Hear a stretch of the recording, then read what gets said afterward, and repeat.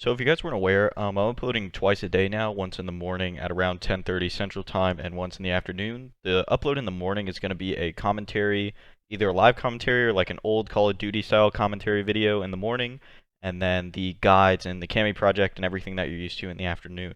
So if you enjoy anything that you see here today or anything that I made in the past, please consider subscribing. Thank you so much for watching. I'm not so perfect, baby,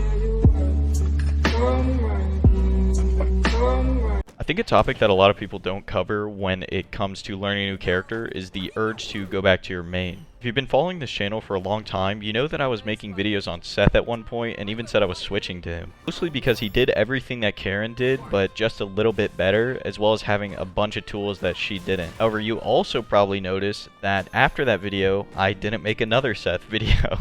I went right back to Karen, and it was for a bunch of reasons, but mostly because I didn't know how to punish things that I knew how to punish on Karen, and I didn't know the matchups on him, and I really didn't feel like learning a new character while still learning the game was very good. Now that I've grown a little bit as a player and I've got a little bit more global knowledge of the game, I don't feel that way on Cammy. I actually have a lot of fun playing her. As far as not knowing how to punish things if you're switching characters, I don't think that's as much of a character specific thing that you have to learn, but just a global overall thing about whatever game you're playing to learn which moves are punishable, and then finding the specific button on the character that you're playing that will punish that move. As usually in Street Fighter's case, each character has maybe 2 or 3 different whiff punish buttons that lead into combos that you have to know, but knowing all of the cast, moves that they're going to whiff that you can punish is way more important. For example, buttons like Geef Stand Heavy Punch are some of the most whiff punishable in the game.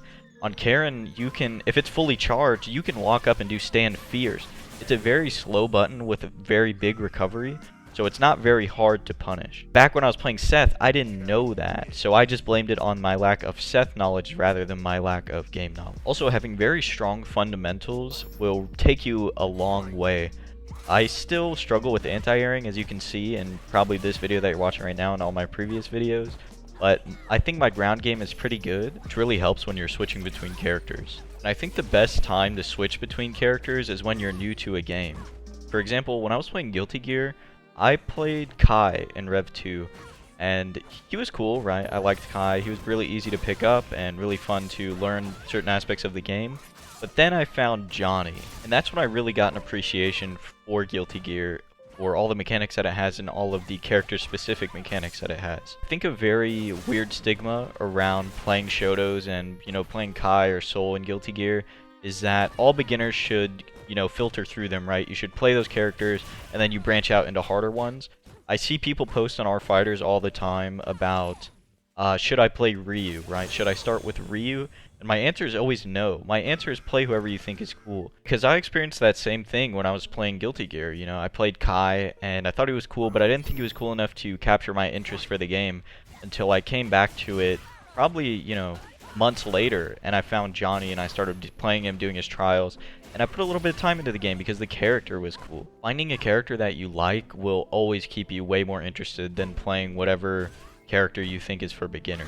And I think once you find your main, you really know that you found a character that you're willing to put a bunch of time into, and those questions about switching between or switching back to whatever character you were playing start to fade away. It goes from a matter of what character am I going to play, or am I going to go back to my main, to what aspect of this new character am I going to learn today. It really helps you harbor a learning mindset again, which is something I fell out of when I was playing Karen, because not that I had run out of things to learn, but I've run out of things that I were interested in learning. I think once you learn all the aspects of your character, you sort of start to evolve as a player and start thinking about the game in more abstract concepts like neutral rather than what combo you're going to do or what poke you're going to throw out. Certain aspects of your game become autopilot while you're thinking about the more abstract and important one. That has to do with muscle memory and familiarization with the situation that you're in. If you take anything away from this video, play what's fun, play what you think is cool, and just have a good time. If you guys enjoyed today's video, please consider subscribing, and thank you for watching as always.